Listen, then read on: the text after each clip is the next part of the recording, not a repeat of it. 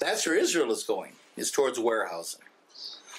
Warehousing is a concept coming out of the prison world, especially the United States. The United States has 6% of the world's population and 25% of the world's prisoners. So that the prisoners are warehoused. They're locked away. They're out of sight, out of mind. Nobody sees them. Nobody cares about them. They've disappeared. They're inmates. They're fed by the state. They have no rights. In a way, they should be there. They're bad people. You know, like terrorists, kind of. They're bad people, so they should be put away. And if they riot, because we don't use political terms for their uprisings, if they riot, the prison guards have every right and duty to suppress them. That's exactly the way Israel looks at the Palestinians. They're basically inmates of areas A, B, and Gaza. They have no rights. They're bad people. They should be locked away because we offered them peace and they gave us intifadas and terrorism. And that's it. They should be warehoused. And if they're warehoused, imprisoned, these little islands, there is no more political process. It's all static. They'll be pacified. And in fact, I would argue they are pacified.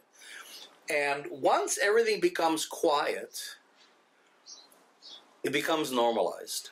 The world goes on to other issues. You go on to Iran, Syria, Mali, China, whatever the crisis of the moment is, and the Palestinians are just like prisoners in the United States, cease to become an issue. They're a non-issue. They're already a non-issue in Israel. And I think Israel's idea is that we can parlay warehousing into making them a non-issue globally as well, and then we win. Israel feels that it's won already. That has already warehoused the Palestinians. But I think to a large degree it's civil society, it's us, the activists all over the world that have kept this issue alive and make it impossible for Israel, the United States, Europe to put the lid on it and make it disappear. And that's, I think, a tremendous achievement we've had. Now we have to go the next step further and begin to envision a solution, which is something we haven't quite accomplished yet. I was in a couple foreign ministries in Europe in the last couple months, talking to people that are involved with the Middle East issue. They said, we are committed to the two-state solution. Our countries, and this is probably true of all European countries, cannot go anywhere except the two-state solution. So, you say, could you envision a time when the two-state solution is gone? When it's simply not an option?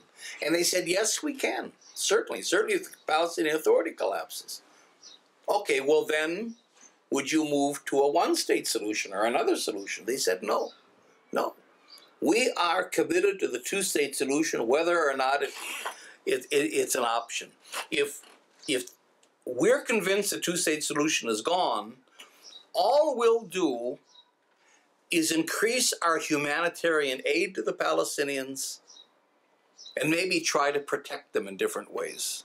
Put pressures on Israel, to treat them nicely as prisoners rather than harshly as prisoners. That's it. As long as a conflict is quiet, even if it's unjust, I'm telling you, the most liberal government in Europe that talks human rights day and night could live very well with apartheid and warehousing in Palestine as long as it's quiet. There's no intifada. Israel is sort of not, killing Palestinians every day. They're not doing Gaza. If Israel would loosen up a bit, create a prison, but a prison that's not too violent, pacify them, and everything is quiet, whether or not it's just or unjust or violating international law or human rights, that's completely irrelevant. Those governments could live very well with that kind of a situation. So I think that's what we have to understand. There is no problem whatsoever of any country in the international community living with the occupation and the imprisonment, warehousing of Palestinians, as long as Israel can keep the lid on. That's the condition. If Israel can't do that, then it's a whole. Then this is going to really blow up and disrupt, and then we have to do something about it. So that's part of Israel's challenge in a sense, is how do we keep that balance? How do we keep a Palestinian Authority that has VIP, that's, benefits, let the Palestinian elite benefit, which is what Fayyad was all about, kind of a neoliberal development where the elites and the business people benefit, trickle in enough economy so that the working people aren't impoverished.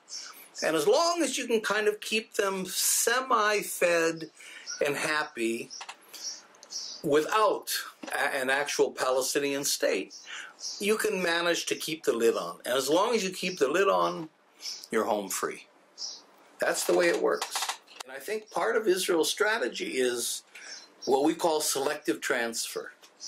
The idea is that, okay, we've built a prison, but the back door is open. So you can, if you want to, you can leave through Jordan, through Egypt. Now that option is only available really to middle-class people that have the wherewithal to leave. They have education, they have skills, they can get visas somewhere, they have relatives abroad. So okay, if we can get rid of, Israel says, if we can get rid of the middle classes that are more educated, economically active, the community leaders, political leaders, the masses, the working people, the farmers, the poor people, they can remain because they're easy to control. And so in a sense, I think Israel can envision a time in which it's pacified the Palestinians by in a sense eliminating, and that's what targeted assassinations are all about, eliminating the militants, allowing the educated middle-class political people to get out.